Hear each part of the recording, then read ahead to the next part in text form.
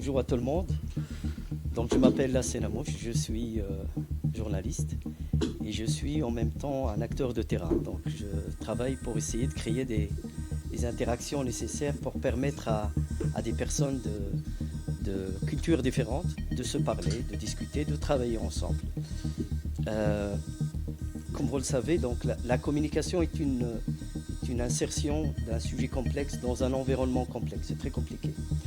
Et l'environnement fait partie du sujet et le sujet fait partie de l'environnement, d'où la nécessité de se parler, de dialoguer, même si on est tous différents, même si tout le monde voit le monde un petit peu à sa manière, dans son cadre de référence, dans sa religion, dans sa culture d'origine, etc. Donc le rôle que nous jouons dans le cadre de la plateforme que nous avons créée depuis 2015, qui est Bruxelles Media, et de vraiment permettre à un support qui permet de réunir les gens ensemble, parfois sous forme de débat, sous forme de séminaires, sous forme de journées de rencontres, sous forme aussi des apéros de la diversité, et avec toutes les communautés, qu'on soit juifs, chrétiens, musulmans, athées, agnostiques, et d'autres philosophies et spiritualités. Notre seul objectif dans cette plateforme, c'est de jouer ce rôle de facilitateur, sans porter de jugement sur personne.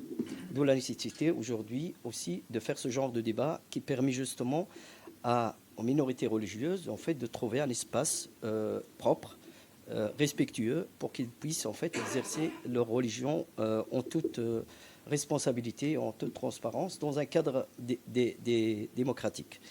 Donc, pour parler un petit peu de moi-même, je suis d'origine marocaine. Je suis né au Maroc, grandi au Maroc. Je suis arrivé tardivement en Belgique à l'âge de 18 ans. Et ma culture d'origine marocaine, en tout cas mon environnement marocain, m'a aidé justement à comprendre ce mécanisme de vivre ensemble.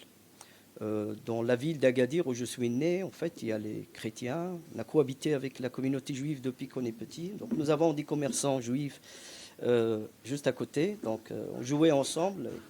Et nos mamans travaillaient avec les mamans juives, par exemple, pour préparer des repas, préparer des couscous ensemble. Et même dans le cadre berbère, dans la Amazigh du Sud, en fait, il y a cette culture de la joie, de faire la fête, etc.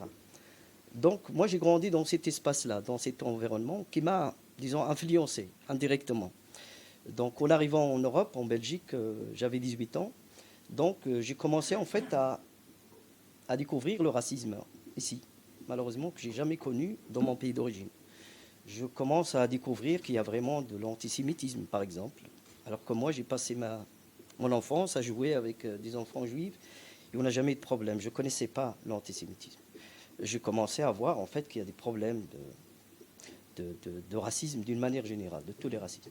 Et alors je me suis dit que voilà, il fallait investir en fait dans ce travail de communication, de paix, voilà.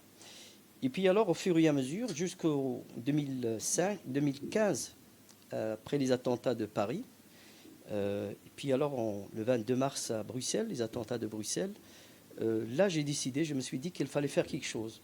Il fallait créer un support qui va permettre d'aider, de jouer un rôle important justement pour favoriser la cohabitation, les liens entre les communautés, entre les musulmans que je suis et les autres communautés qui ne connaissent pas très bien peut-être la religion musulmane, qui portent un jugement aussi négatif sur la religion musulmane vu le contexte et vu les problématiques qui ont eu lieu à cause des attentats terroristes et à cause de justement, une minorité de radicalistes.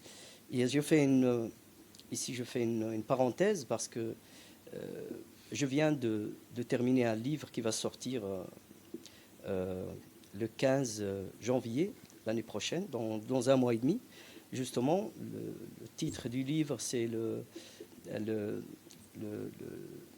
comment on appelle ça, j'ai oublié le titre, c'est pas bon. L'islam politique et la démocratie moderne, ou la démocratie d'une manière générale.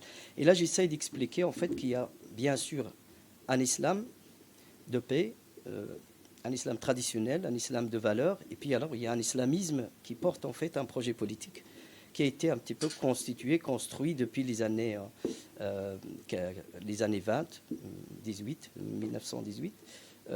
et qui est un islam en fait qui est né en Égypte et qui commence en fait à avoir un petit peu beaucoup d'espace au niveau international et qu'on peut appeler l'islam des frères musulmans, et qui est très très présent aussi en Belgique, comme en Allemagne, comme en France, etc. Et peu de gens aujourd'hui ont cette capacité de nuancer ou de faire la différence entre l'islam en tant que spiritualité intérieure qui permet à la personne d'être mieux, de se rapprocher de son créateur et de son voisin et de faire des actions de bienfaisance, et l'islamisme qui porte un projet politique qui a comme objectif général d'arriver en fait à la finalité de domination des peuples et peut-être après même faire des renversements sur des États, etc.